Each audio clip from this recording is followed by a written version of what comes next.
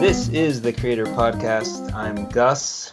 And I am Jeff. And today we are joined by an incredible fiber artist, a constant creator who's always learning, the very inspiring, incredibly nice, super humble, and Canadian, Melissa Nasby. Thank you for joining us. Thank you for having me. Yeah, great to have you on. Yeah. Now, the generic term I used was fiber artist. I don't know if that accurately represents the plethora of things that you do, but is that kind of the word you use to describe yourself? Absolutely. Yeah. Fiber arts is pretty vast. So I do a lot of things. I have my hands in a lot of buckets, but it primarily always circles around fiber of some sort. So yeah, that is exactly how I would describe it.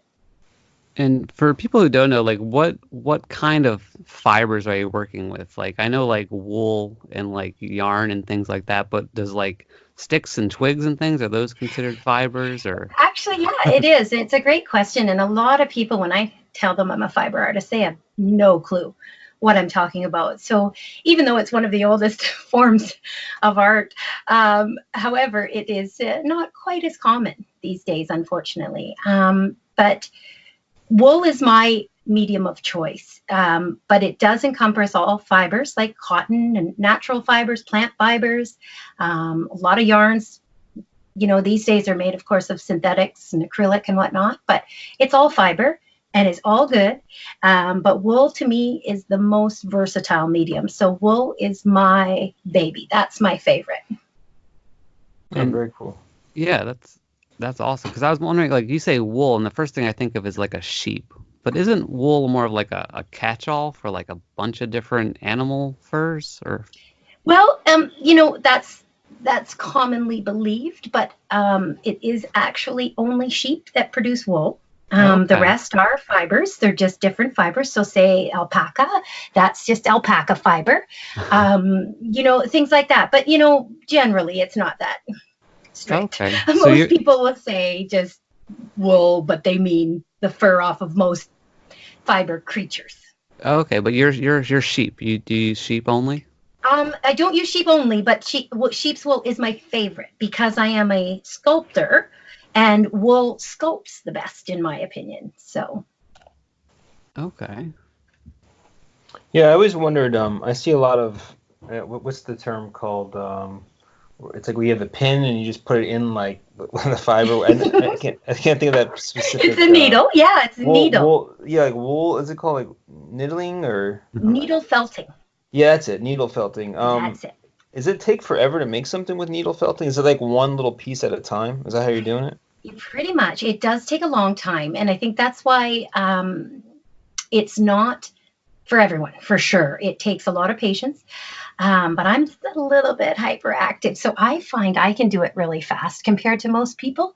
So it keeps my attention somehow, which is a miracle in itself, as I have ADHD. So not much does keep my attention, but wool does. And it is a long, slow process because you're taking a ton of tiny loose fibers and you are, in a sense, sculpting them into one solid mass. And what's the base usually for that? Well, generally for my sculptures, there isn't a base at all. You can use an armature just like any other sculpture, of course, and it all depends on the project. Of course, if it has to be animatronic or if it's got to be freestanding, then you would definitely need an armature. But the cool thing with wool is you don't have to have one. It is strong enough on its own that it will support its own weight. Wow, that's cool. Yeah, I know I've a lot of some of the earlier stuff I've seen you do is making a bunch of different masks. So I like animal masks. So I've seen you've done like tigers and cats and dogs and birds and Sasquatches. Oh yeah. So you've made so many masks. So I guess one of the questions I was thinking was like, what was the hardest one to make? And then is there one that you're not exactly that proud of? Oh, a bunch I'm not proud of because that's when I was learning.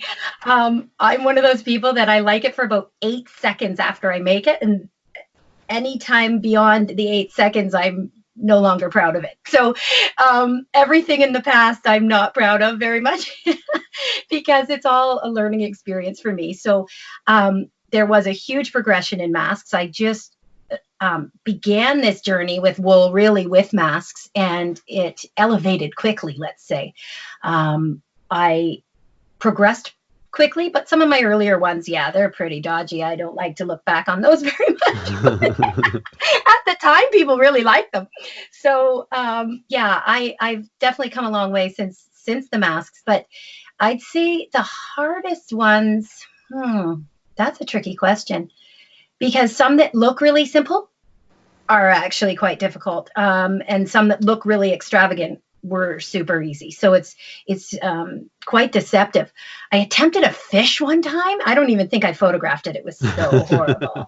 But I attempted a fish, and it was just awful. I'm going to say that was my hardest one because I wasn't feeling it. Like, a fish isn't furry, right? So it was the wrong medium for the fish. So I'm going to say that one was the hardest, and probably not one that, hopefully there's not a record of it actually online, but it was ugly. The weird thing is that I bet you there'd be people that would really love it and feel like that's maybe even their favorite piece. I mean, I've never seen it, but it's strange how art is so subjective in that way. And like, to me, I think when you label yourself as an artist, or when you call something you made a work of art, it's like you're stating that it is, and therefore it is, and then people accept it or have their opinion. But it's strange that we have that filter on ourselves, and then there's so many people who are super talented out there, and they'll never do anything with it. You know, I'm sure you've probably met people like that, and it's just because, yeah, it's strange that it's like, and we're always going to be the hardest judge of our works usually, unless it's some kind of, you know, pompous artist who makes just anything and they're like, genius every time. Tapes bananas to walls. Yeah. Right. Yeah. Duct tape. Yeah, I saw that.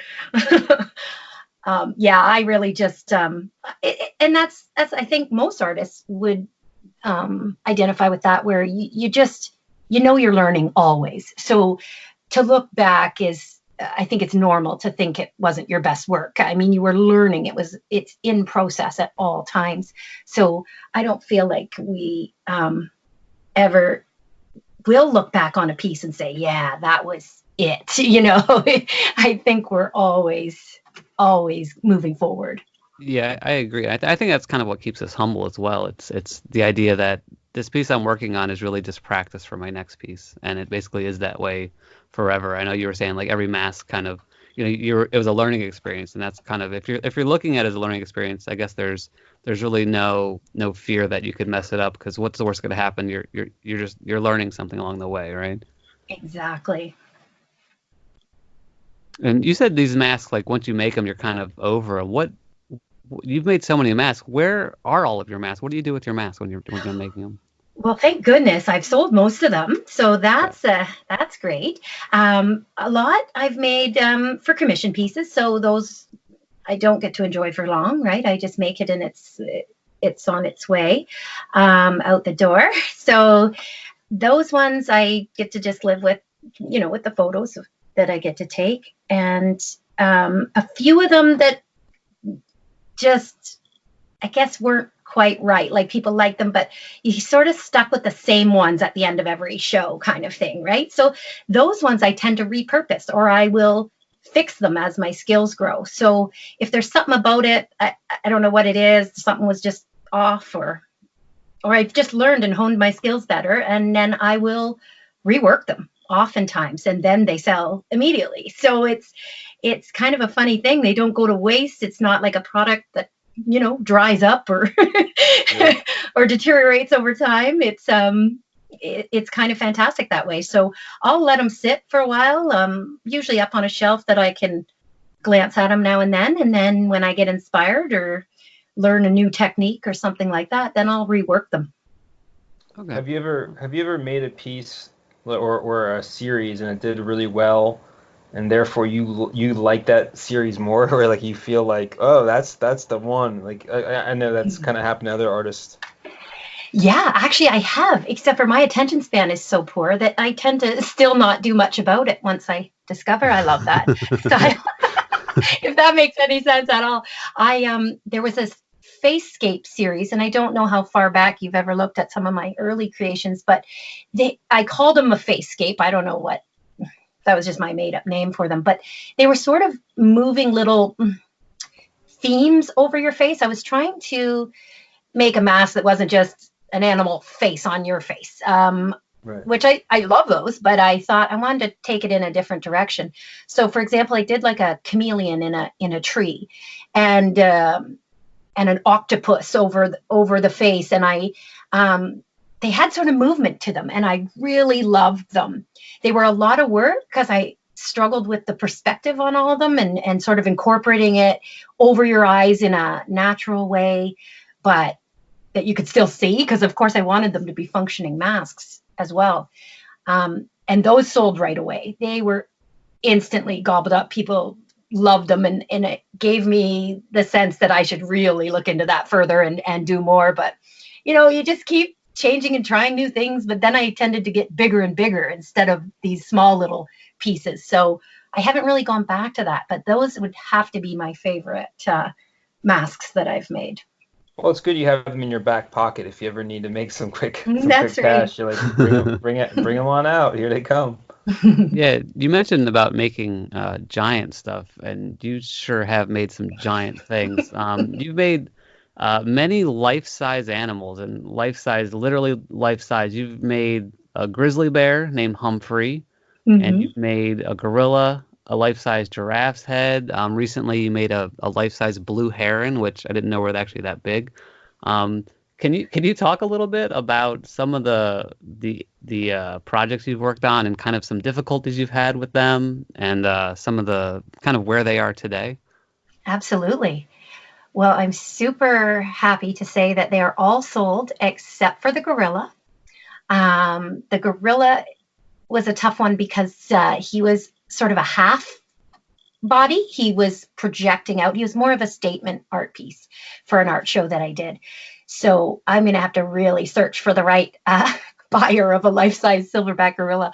But or just build his back end. That's right. Or exactly, which is an option, right? That absolutely, like I was saying, I might sit on it for a while and then finish the rest of his body.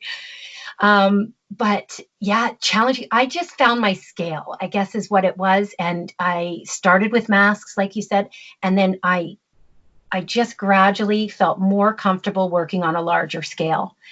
And people's reaction to a life-size, sort of accurate replica, if you will, of a real animal was fascinating to me. And I loved how wool could replicate most animals' fur so beautifully. So I got sort of addicted to that, and sort of the bigger the better, and which is crazy, because it's crazy. You don't get your money back out of these huge projects. You just don't. There's a maximum I think people will pay or can afford, or at least where I live anyhow. And if I were in New York, it might be a little different. But here in little old Salmon Arm, British Columbia, it's not likely I'm going to sell a huge piece. But I've been very fortunate. There is one particular fellow who has bought 2 of my major pieces. And he, I hope, would like more. And he's commissioned me to do them. So I am very, very lucky that he has the space, and he's kind of got this vision of this sort of wildlife area in this property he owns.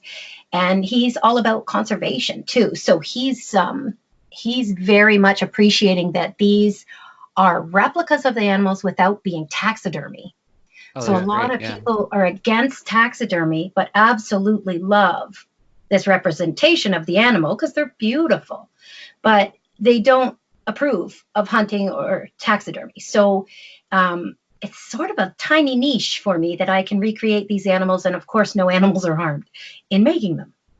Yeah. Now, if people want like mice and rabbits, that seems like that'd be an easier thing. But now they want grizzly bears and giraffes. So That's right. Yeah. I can't wait for your life-size moose. Yeah, I love the challenge. I just seem to think, well, who else would be crazy enough to make that? And then I want to make it, of course. So.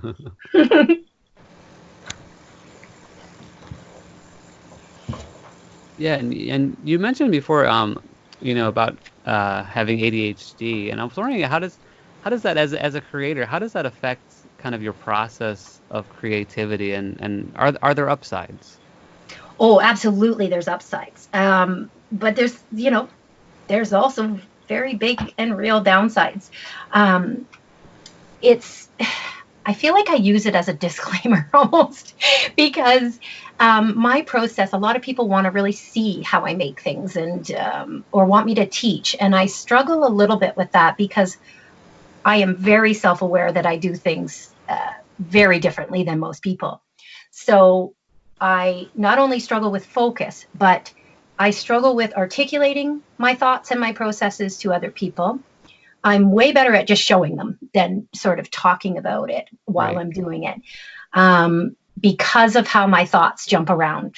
So I find that it's difficult for people without ADHD to follow me jumping around a lot. So really, I find it gives me this hyper focus, though. So here's the positive side. I can get hyper focused. For example, that life-size heron, blue heron that I just created, I had that done in 4 days. Wow. Wow. And to most people that know anything about needle felting, that's just insane. But I get this huge burst of energy, and I can't sleep anyways when I have an idea or a creative flow. So I just work 18 hours a day on it until it's done. And of course, I'm exhausted afterwards, but I'm really get this sort of, I It's don't like know. it's like an artist high, yeah. Yeah, absolutely. And it's adrenaline.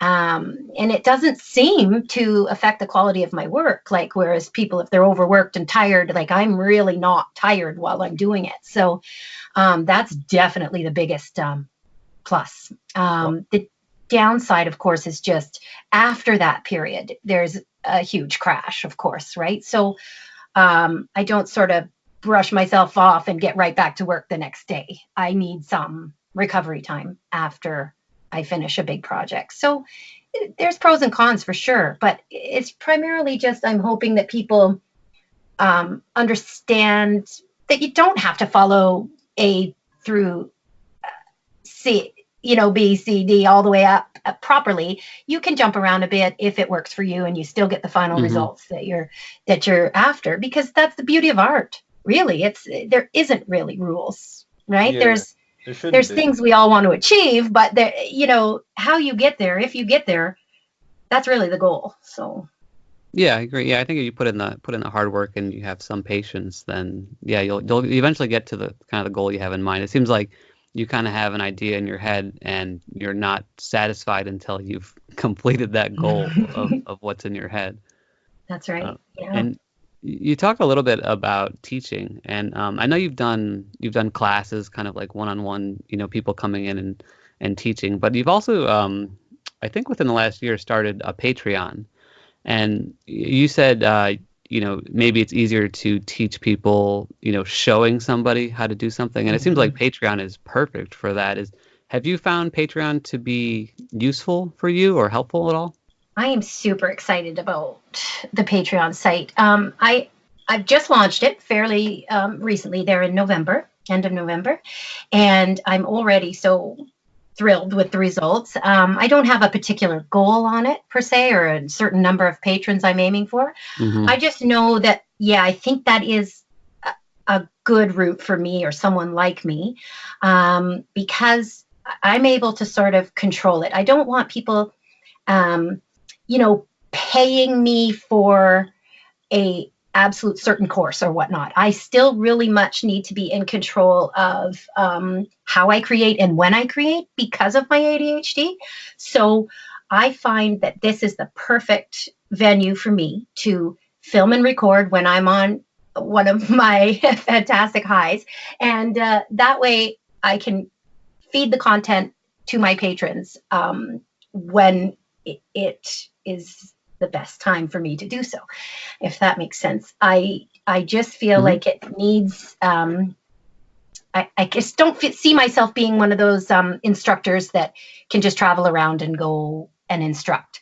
However, I've had fantastic results that way. I do teach live, and I've had people just, they're really pleased but I think more this is my personality. I'm very animated. I'm very, it's a fun course if you take a course with me. But as a, I don't know, I guess as a way of earning a living, I wouldn't be comfortable being paid to go on someone else's schedule. I need to sort of create on my own schedule. Right. Yeah, that seems to be the artist's way in a sense. Is like, an artist is usually their own boss.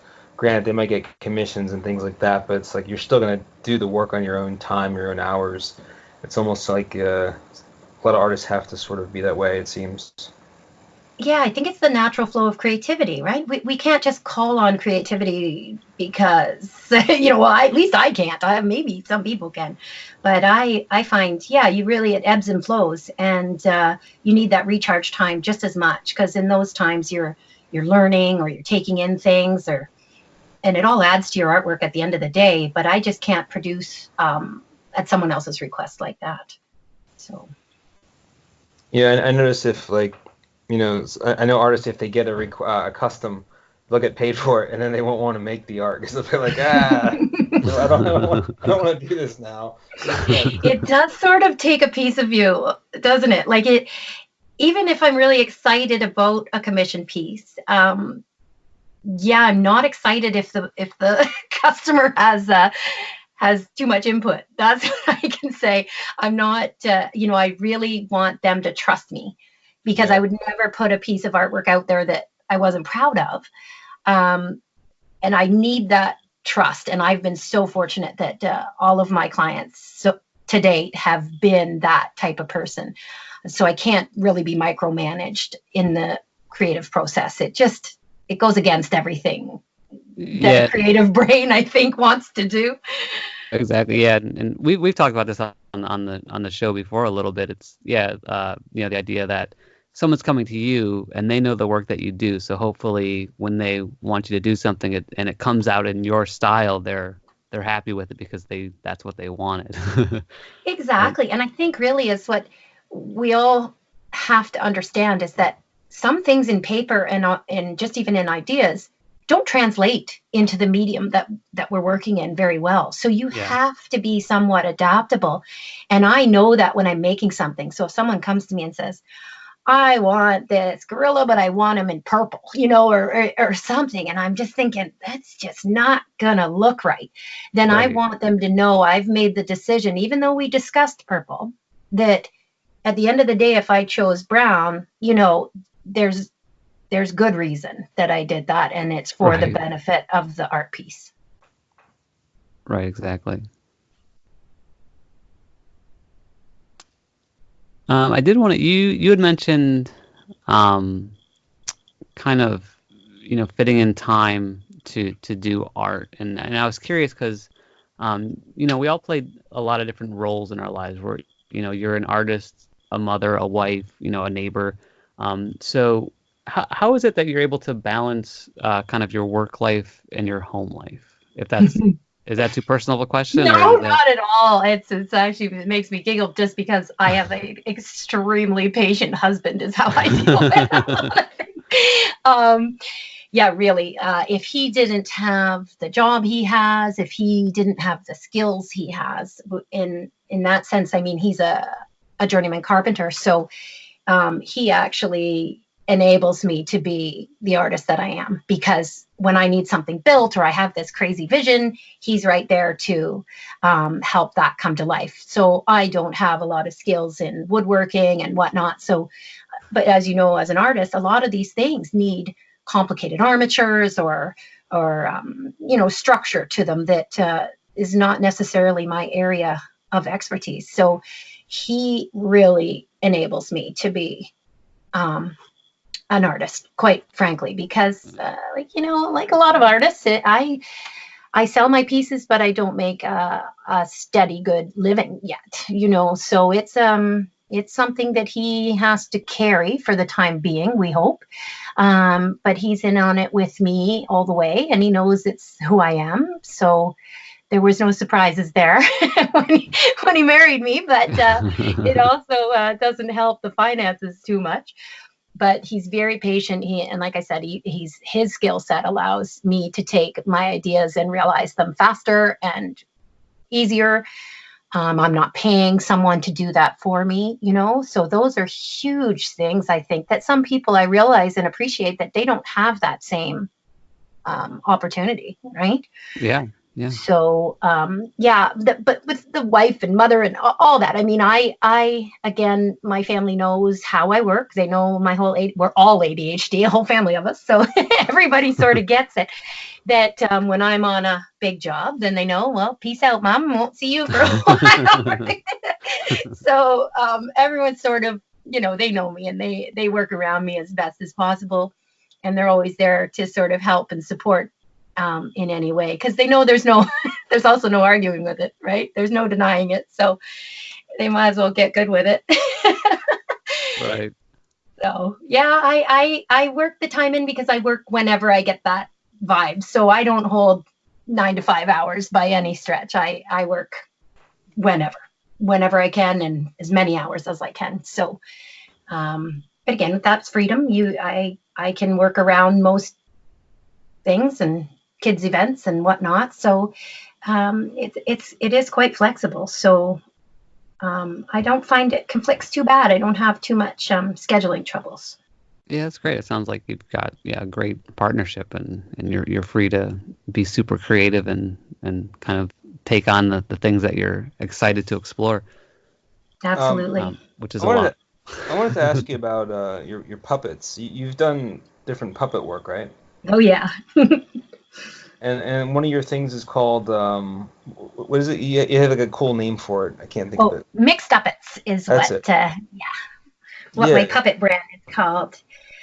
Yeah, I was so inspired by Jim Henson's, of course, Jim Henson's puppets that you build yourself, and it sort of birthed that whole concept. Oh, sweet. Yeah, I didn't see much about it, but don't you have like a sort of a van or something with it, were you traveling with it at one point? Yeah, actually. So, and of course, I commissioned Jeff, because Jeff is one of the most brilliant artists I've ever been fortunate enough to meet in my lifetime. And he's just such a jack of all trades, too. So when I had this harebrained idea, then I reached out to Jeff to work with me and design some of these features that I was dreaming up, because again, the computer area wasn't my area of expertise at all.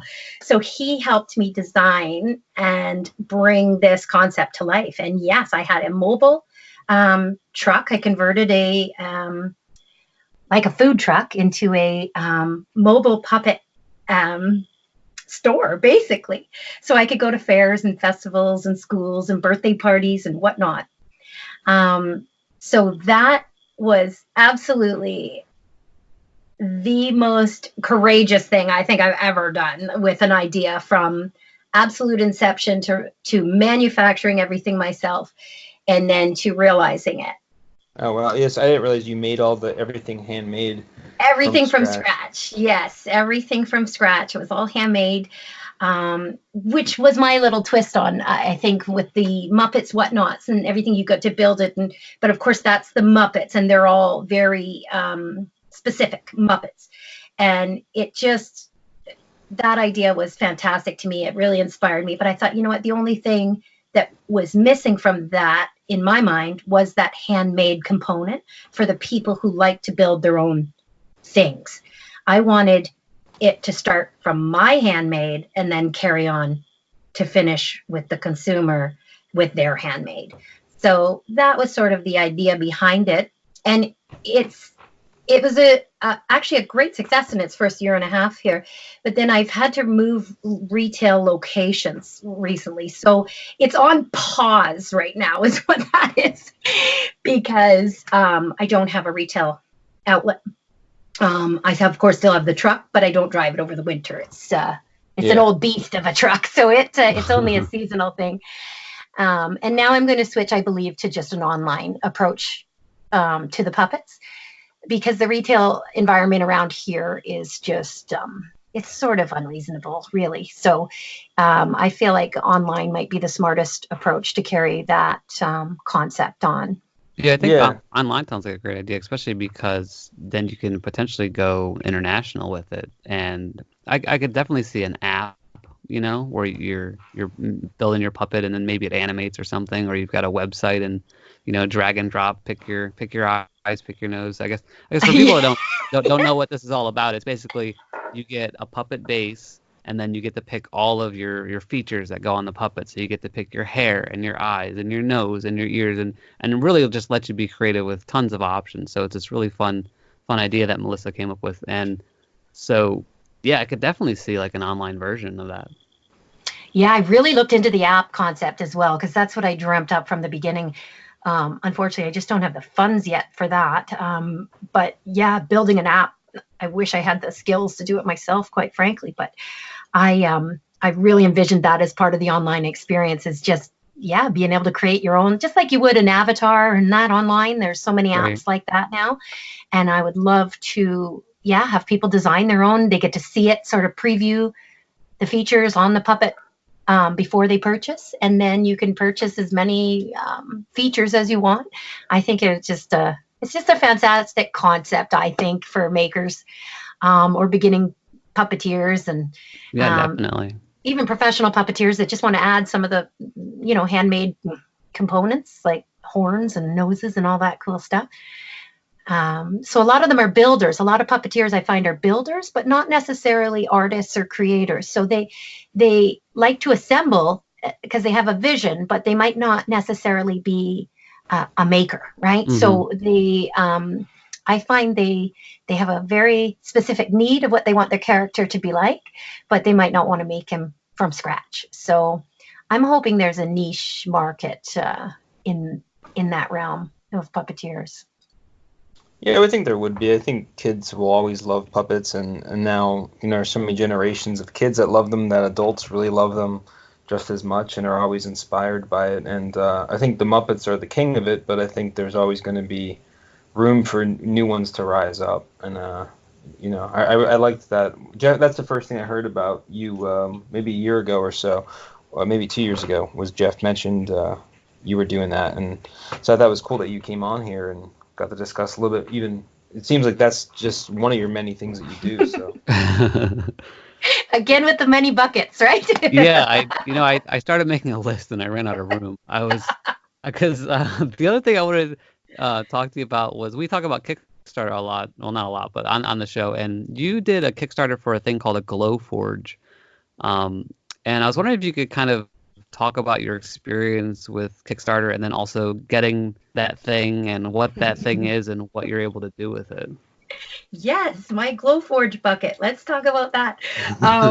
Okay, actually, that was the first Kickstarter that I participated in as well. So I had heard about this new and upcoming laser printer, and I researched it, and it was a Kickstarter campaign, and I decided to buy in to it.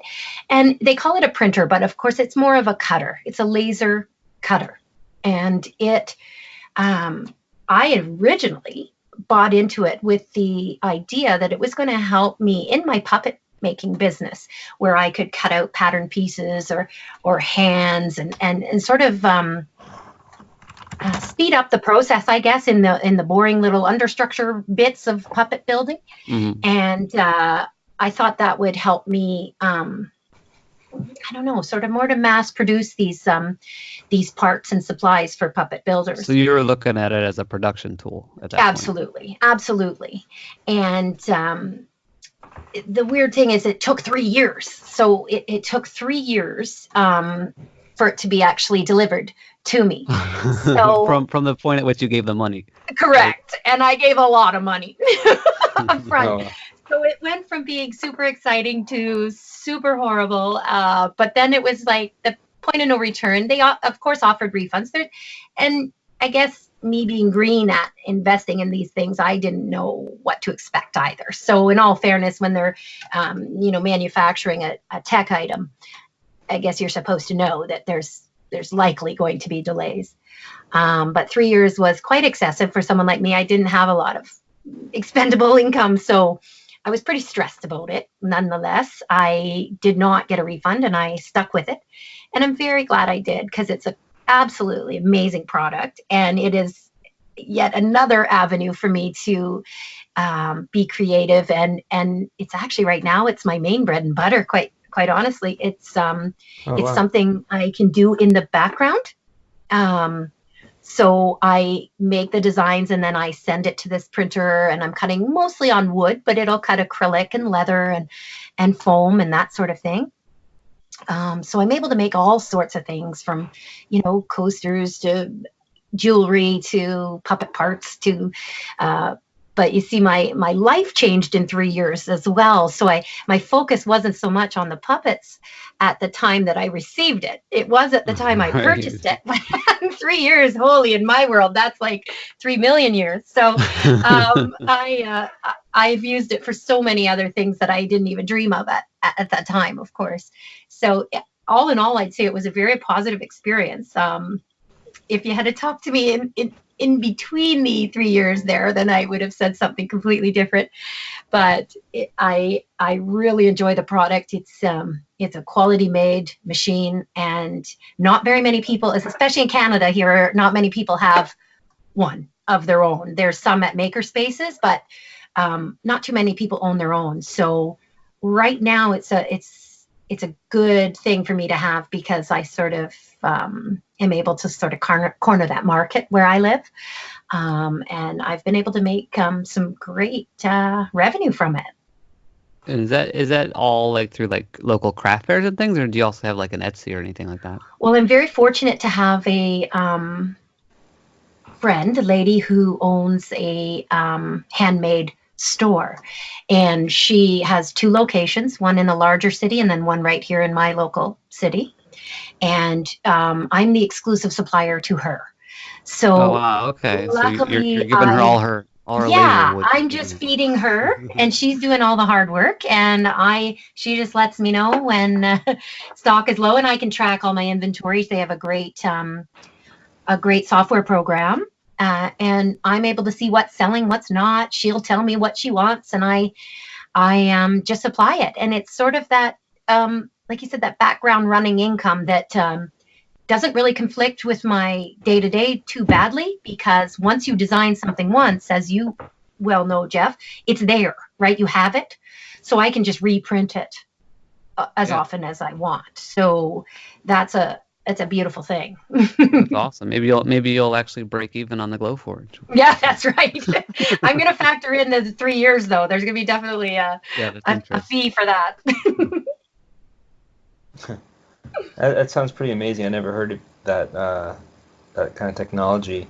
I was at a local 3D print shop that shut down, but I think I told Jeff, I was like, they should make a fabric 3D printer, where you could print plush and stuff like that. Oh, how cool would that be? Yeah. I'm sure it's going to happen. It will. Yeah, as I've heard, they can print flesh. So wow. I don't know how my brain just, I can't even handle it. I don't know how that would work, and I have taken a 3D printing course, and I was interested in that as well. But at the time, they were so expensive, and I didn't want to invest in that. But now they've come way down in price. I'm seriously considering going into that as well.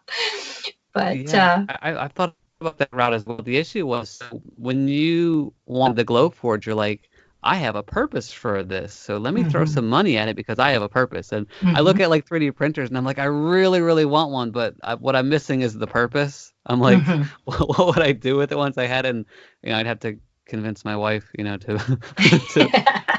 need a reason to have it. If I can convince her somehow, I'll make money using it and it'll pay for itself. And but until then, I don't have a reason yet. I got a 3D printer and I've never used it, and I don't know how to use it, and I'm willing to let someone have it cheap or free or for make a couple things. Wow.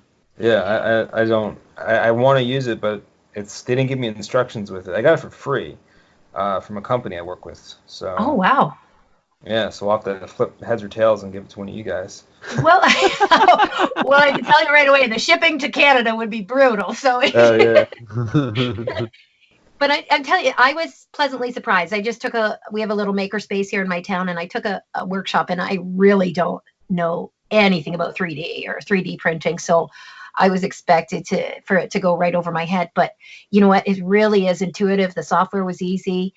There's a lot of freeware software out there. And yeah, I was quite impressed. I was like, it was really simple as far as I could tell, but it looked like something that there's a high failure rate.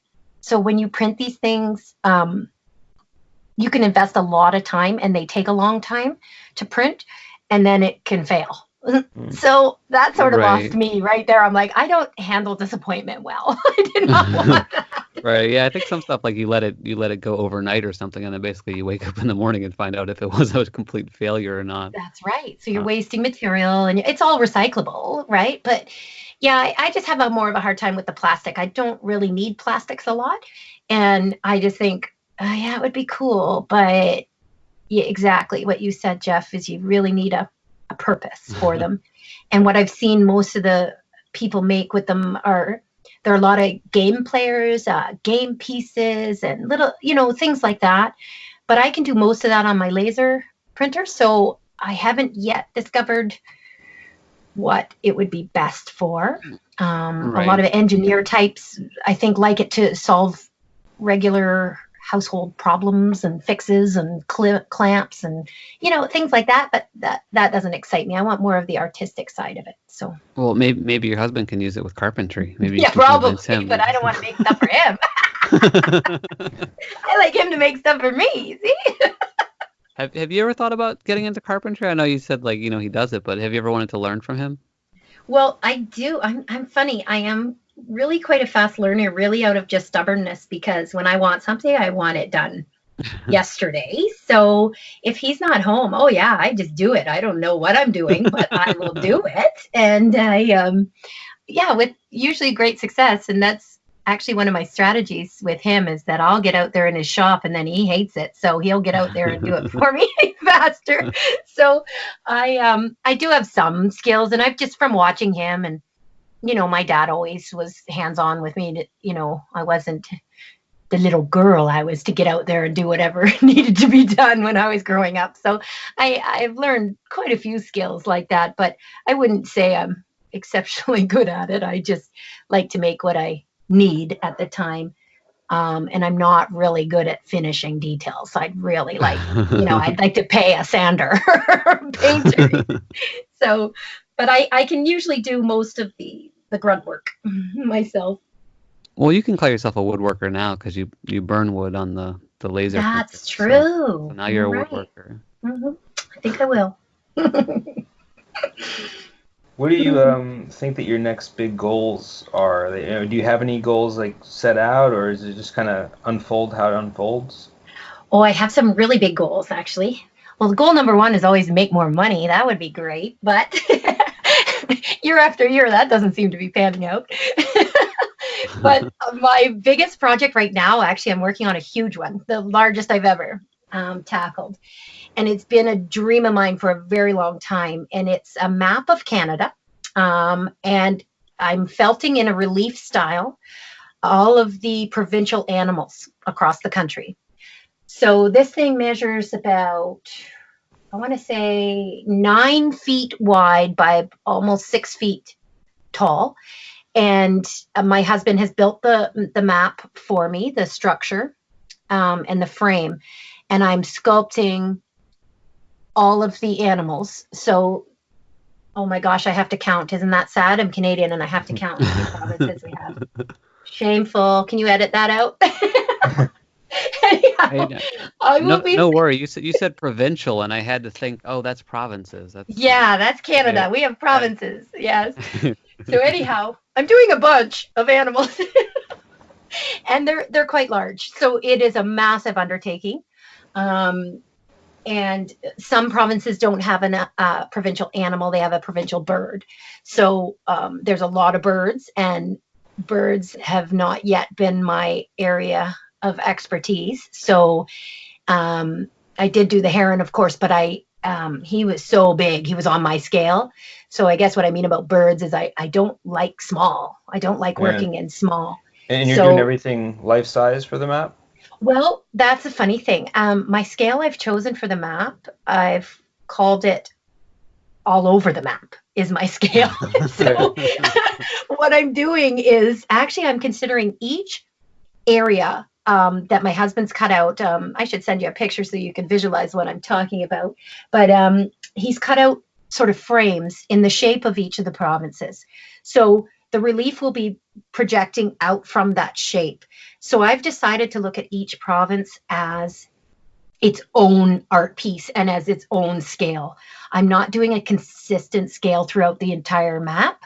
So I'm trying to just fill the space best with that animal. So it won't compare. I know that, like I said, that probably breaks a lot of art rules, but I'm more concerned with how it looks visually coming out of its own province and its own frame. So I'm going to just scale each one. If I can use realistic for the birds, I will. But I have a bison, I have a bighorn sheep, a snowy owl, those sort of things. But for example, Quebec is the largest province in Canada, and the snowy owl is its national bird. So I'm making him huge because Right, you got to fill the I space. have to fill that space too. And I just am filling each sort of space appropriately rather than scaling them to accurate life size. Yeah, there's no rules, Don't worry about breaking rules. Just make them whatever you want, right? Well, I know, but there's those people, right? There's those people Well, that will be like, as long as the composition to you looks good, then I think that's what it comes down to. Is you're not going to put any of them like upside down or backwards or Yeah, that's right. Unless Yeah, you no. do you don't have any butts in there, so it's not just like I do have a butt. Actually, I do have a butt. Do? Yeah. Saskatchewan. Saskatchewan's provincial animal is the white-tailed deer. So of course I'm limited on this size, and I didn't want just all faces, and everything boring. So I'm doing the butt of the white-tailed deer because really that's its recognizable feature. The white tail, yeah. I guess so it'll be the tail. Yep. How long have you been working on it so far, and does it have a home when it's done? Well, it's been percolating, like I said, since I was a child in my head. I just didn't know how I'd be making it or with what medium or anything like that. Inspired by my grandmother, who did a quilt of Canada, and it traveled across the country. And when I was a child, she just inspired me. She hand quilted this quilt of Canada with all of its provincial arms in each province. And I just thought, wow, like so patriotic and just so, awesome. Just something to do to honor your country and showcase your handicraft, right? So I knew I was going to do a map of Canada, but I just felt that now is the time. I have the time. B, I feel like my skill level is finally probably at a point where I feel confident doing a project like this. And it does not yet have a buyer, but my vision is that it travels to each province in art galleries. So I'm hoping eventually it would have a buyer, but I really see it as something that should be enjoyed and shared. And it's really just a passion of mine that I wanted to realize since I was a kid. Yeah, that's amazing. And I'm pretty sure it's going to happen. I mean, you have so much drive, and to have a vision like that from that young is amazing. And it reminds me a little bit when I had a project in my mind for a long time, which was creating a portrait out of 2,000 paper cranes, like origami. Oh, yes. And so with that project, I never, I was like, I just want to make this, and then eventually I want to have it go to Hiroshima. And that was like, this unrealistic goal that I was just like, I'm going to make it and then see what happens. And eventually it'll find its way to Hiroshima. I didn't have a plan for it. I just knew that's what I wanted. And eventually it made its way over there. But that's what it seems like, you have with this. This is kind of, I don't want to say a magnum opus, but, a large scale project that you've had for such a long time. And I think anytime you have passion behind something that strong, that things find a way to work out for you. Yeah, and I was so thrilled when your project went there. You could just almost feel your excitement through the computer, Jeff, like that. And you're exactly right. Like you just nailed it. When it's just a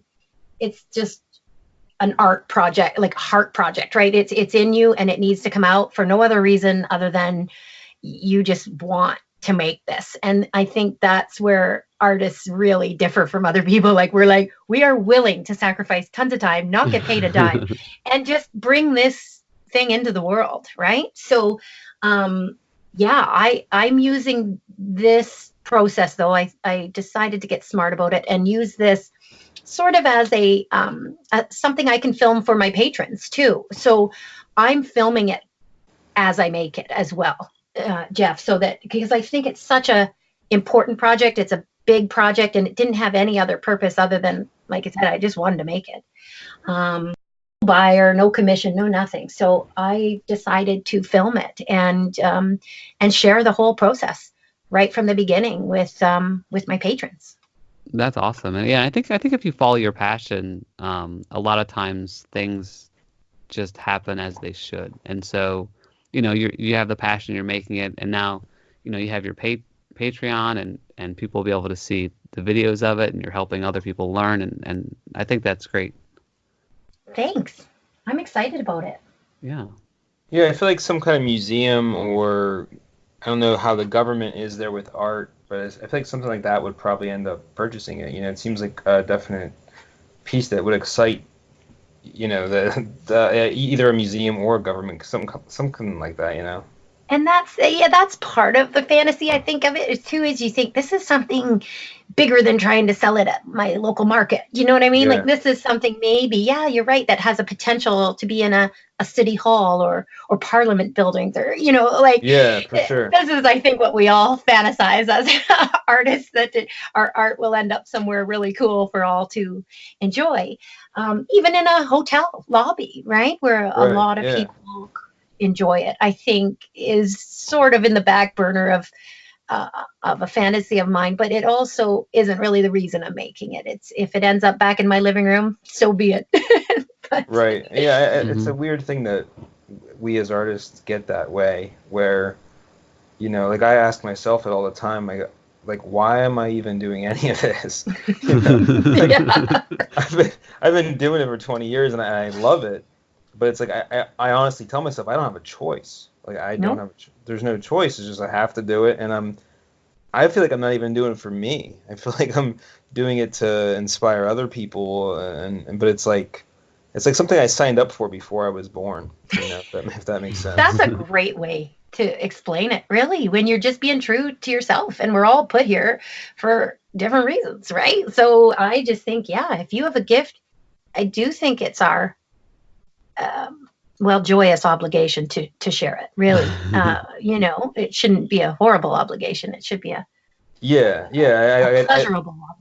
For sure. Like I don't hate what I do at all. I really enjoy it, and I think as artists we sort of are our biggest fans, if you think about it. Like we're the ones that watch it and see it all the time, and it's in our heads. So it's just a strange thing, and then it ends up being like, here it is. Like you show it wherever you show it, and then you back. Like definitely feels good when you get some nice feedback or a purchase, and it definitely stings sometimes if you get, the opposite, or people don't get it or get you. But it's like a forever thing that always goes on. Like if you're creating an Adhd, I think the same thing will happen. If people love it, you'll feel that love, and if they say something nasty about it, you might feel a little dissed, Mm-hmm. Yeah, because when you put your heart and soul into something, it's just out there for judgment too, right? And we're so attached to our art usually that it does hurt.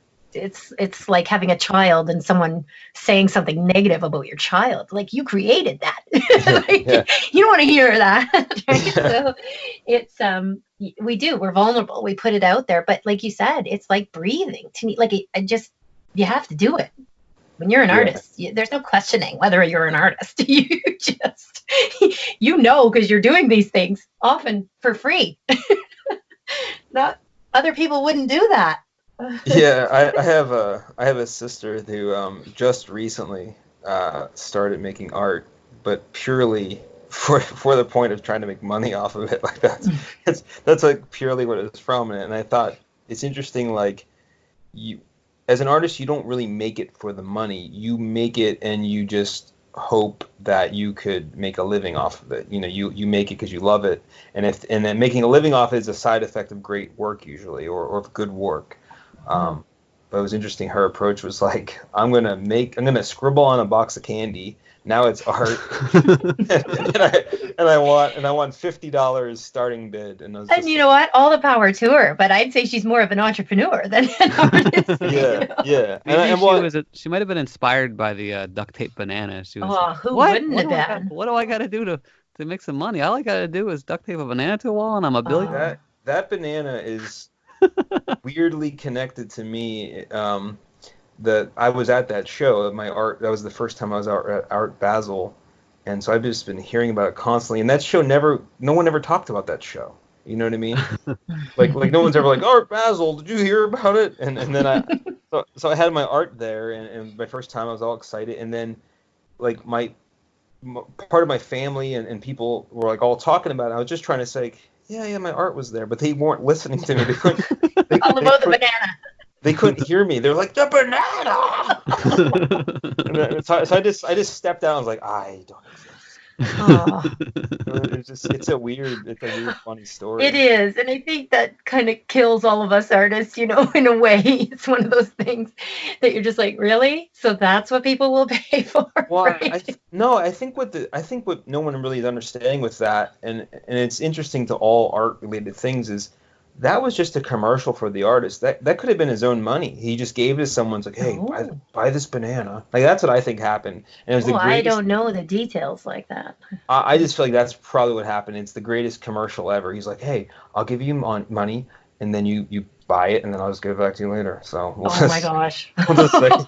Yeah, I think he had like 3 buyers or something, so he must have been rolling in it. Yeah, it's a bidding war, likely. I heard something about it being a good way to embezzle money or something. I don't know. But that is a side to art. Yeah. But I think we can see it though. Like as creators and artists, I think every one of us can look at it and say, yeah, that's stupid. And then people who aren't artists or creatives might look at it and say, oh, that's so amazing. And we're like, yeah, no, that's not. That's stupid.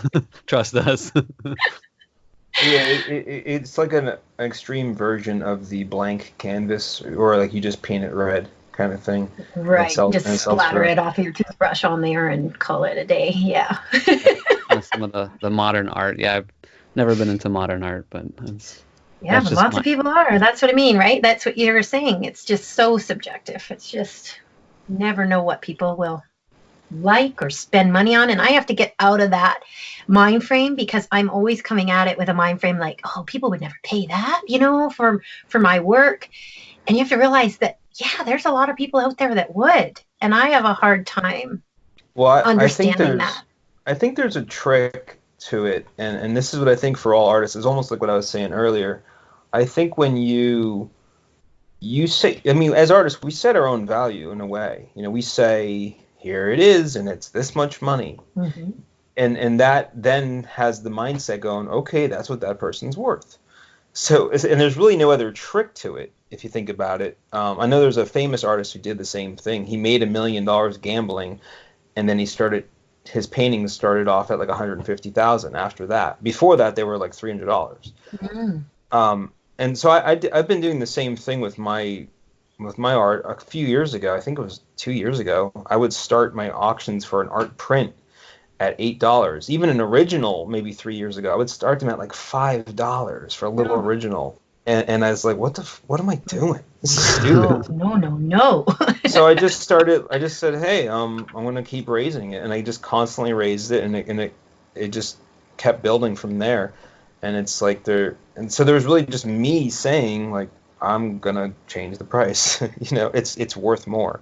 And I think some artists just have a hard time doing that. Or you find a lot of people will be like, they're so attached to their art, they really don't want to sell it, so they put a price really high on it, and then it won't sell. Mm-hmm. I do fall in love with some of my characters for sure. There's a reason that gorilla is still with me. He's one of my favorites. There you go. But I still, I'm so broke. I would gladly take money though too. But I'm never really sad if they don't sell, basically. But I'm obviously always needing money. So Well, you got your little Glowforge side hustle going on. That's so hopefully right. that The takes a side little hustle's gotta hopefully become a full hustle so that I can not care if things sell, right? But yeah, no, you do. I think when you spend a lot of time, especially with sculpture, you do sort of fall in love with the whole process, and then it becomes a huge memory, and then you are attached for sure to them. And I'm a weirdo. I just, I talk to them and stuff. So they're my friends. Well, that helps. That breathes life into them. And then... That's right. Well, that's what I mean. It's believable, right? Like I believe they're real. So hey. Well, I mean, if you break it down scientifically, we're made up of the same exact thing. When you go down to the just atoms. Yeah. Well, wool is made from cells, so yeah. That's even closer. So yeah, you're. Thanks for trying to make it not sound like I'm crazy. Thanks, guys. I appreciate your effort. I think the weirder the person, the better the artist, right? A lot of times that's true, yeah. Yeah, it can be for sure. Yeah. And Melissa, you're an amazing person, and we're coming up on about an hour here, so I don't know if we could talk forever. But I mean, the one thing I would want to say is, where can people find out more about what you're doing, what you've got going on? I know you have like Soul Fiber Studios and things like that. So how can the people out there find you? Okay, well, basically, I'm mostly active on Facebook, archaically, and so that's just facebook.com/soulfiber. I post everything I post on Instagram, of course, gets posted as well to Facebook. I do have an Instagram account, that's Soul Fiber Studios, and my new Patreon site. So that's patreon.com/soulfiber. I'm not super tech savvy, so that's it. I'm not on Twitter or anything like that, but I find that works well for me, and I have a pretty decent fan base and following there, so I figure that's the best place to spend my energies for now. Yeah, and well, you can only do so much. You do 101,000 things as it is, so you don't want to spread yourself too thin with social media. That's right. Yeah, and it does take up a lot of time to do it well, right? So it's this whole new video thing is a little bit overwhelming for me as well. I'm not so much into the video editing, but I really want people to just, see my process. So. Yeah, well, it sounds like you're constantly learning new skills. So video editing, I'm sure, is going to be checked off soon, and or not, or you'll just get the full video. Or bloopers and all. It's called Melissa Nasby Raw, and you uncut. Get yes, uncut, and you just get. I mean, you want to just set up a live feed, straight into your workshop, and then just let anybody jump in whenever they want. Oh, I'm so worried about that. I'd have more complaints than anything. I tend to swear an awful lot, so I don't know how good that would be for Well, you've kept it pretty clean. I am actually pretty proud of myself right now. Not that we have to be, but yeah. I know, but that's probably because you said it didn't matter. But if you would have said it mattered, I would have swore like a trucker, I'm sure. Well, I don't know. I mean, a lot of Americans might think that Canadians aren't allowed to swear or something. So. Oh, goodness sakes. Nice, Let me tell you. We're polite, but we still swear a lot. Okay, well, awesome. Well, Melissa, thank you so much for coming on the podcast. It was amazing talking to you and getting to learn about all of the things that you do, all of the things you're going to do, and a little bit of your process and how you think. And it was great talking to you. What an absolute pleasure. Thank you so much. Yeah, thank you as well. It's wonderful to get a dive into your world and see your process, so we really appreciate it. And thanks for having me. It was so much fun.